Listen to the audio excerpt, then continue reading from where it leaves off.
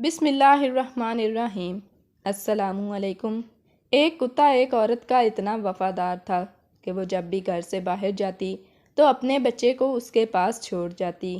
ایک دن کچھ المناک واقعہ ہوا۔ حسب معمول خاتون بچے کو اس وفادار کتے کی باہوں میں چھوڑ کر خریداری کرنے چلی گئی۔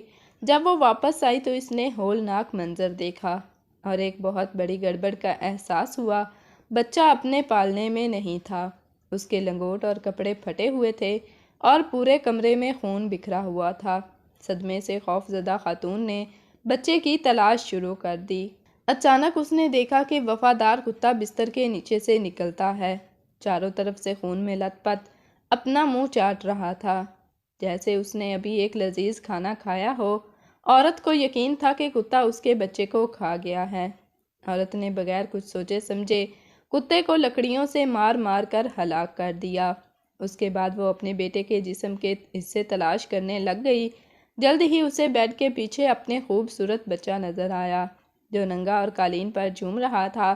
بیڈ کے نیچے خاتون کو سانپ کی پھٹی ہوئی لاش ملی۔ یہ سانپ اور کتے کے درمیان ایک زبردست جنگ تھی۔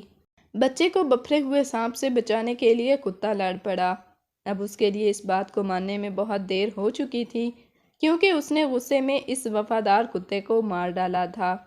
حالات سے گزرنے کے لیے ہمیشہ صبر سے کام لیں اور نااہل غلطیوں سے گریز کریں جو ہمیں نیچے لا سکتی ہیں، اور اللہ آپ کو جزائے خیر عطا فرمائے۔